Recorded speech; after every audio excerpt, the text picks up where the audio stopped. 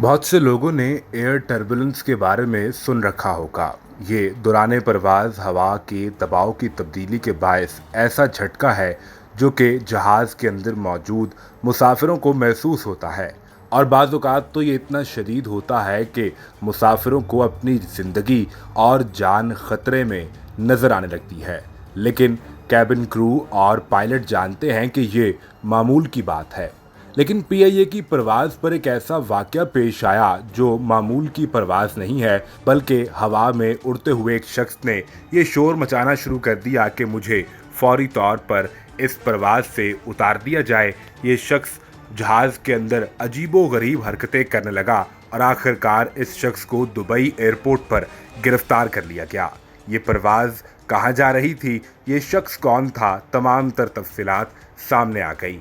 PIA की परवाज़ में खिड़की को लात मारकर नीचे कूदने की कोशिश करने वाले मुसाफिर को गिरफ्तार कर लिया गया है। न्यूज़ रिपोर्ट के मुताबिक कौमी एयरलाइन की परवाज़ PK283 पेशावर से दुबई जा रही थी, जिसमें उसामा अब्दुल्ला नामी शहरी भी सवार था। दौरान परवाज़ जैसे ही जहाज़ ने टेक ऑफ किया, मुसाफिर ने अजीबो-गरीब हरकतें शुरू कर दी।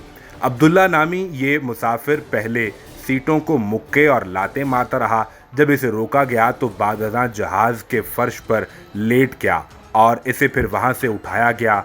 अमले ने इसे समझाने की कोशिश की कि इसकी ये हरकतें दीगर मुसाफिरों के लिए परेशान कुन हैं और वो इससे तंग हो रहे हैं। इस शख्स ने समझाने पर जहाज़ के अमले पर भी हमला कर दिया।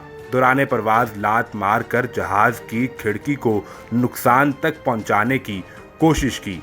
एविएशन कानून के मुताबिक सीट पर मुसाफिर के पांव और हाथ बांध दिए गए।